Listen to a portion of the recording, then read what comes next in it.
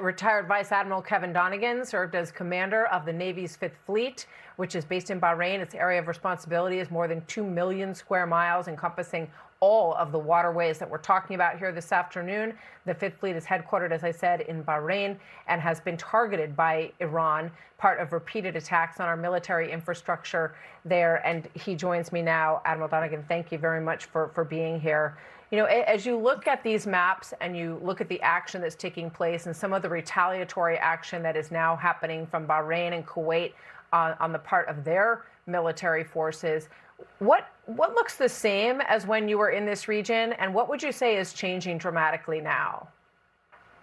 Hey, Martha, it's changed dramatically since I was there. I left in 2017, and as you know, we had conflicts related to Iraq and Afghanistan that were the Iraq conflict had wound down, but the Afghanistan conflict was still ongoing.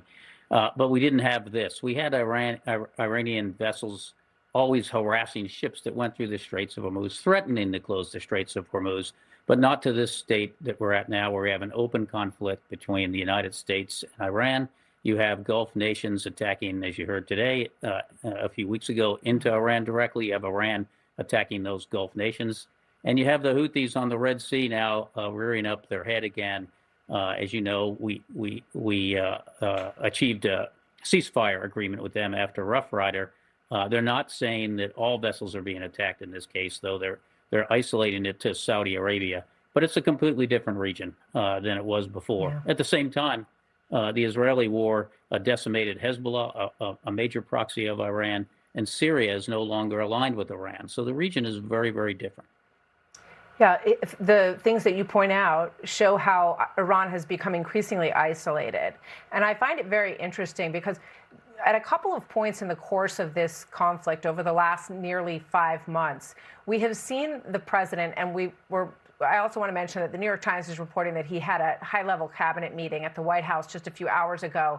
So perhaps the president's going to share some things with us in terms of what was decided in there or what was discussed in there. But one thing that the Gulf states seem to have been pressuring the United States at points along the way here to back down, to try to go back to the negotiating table because they were getting attacked. But now we're hearing these reports of an increased presence of their military attacking Iran. Are we seeing potentially a stronger coalition of Gulf states and the United States and Israel forming against Iran, or is that too far a step to state?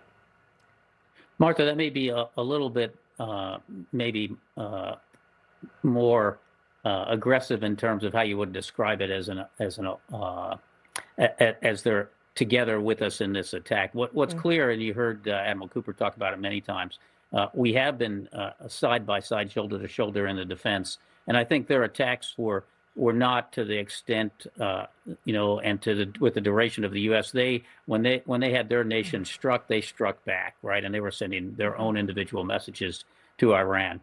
They want, and I hate to put together all the Gulf nations into one basket, but the key nations there, certainly the Saudis, the Bahrainis, the United Arab Emirates, Qatar, they all want that waterway back to what it was, or as close to it as it can be, so that energy can continue to flow out, commerce can continue to flow. That's really what they want to be able to do and see happen. Admiral Kevin Donegan, thank you very much, sir. Great to have you with us as always. Thanks, Martha. Be sure to like and subscribe for all the Fox News latest on YouTube and catch full shows streaming now on Fox One.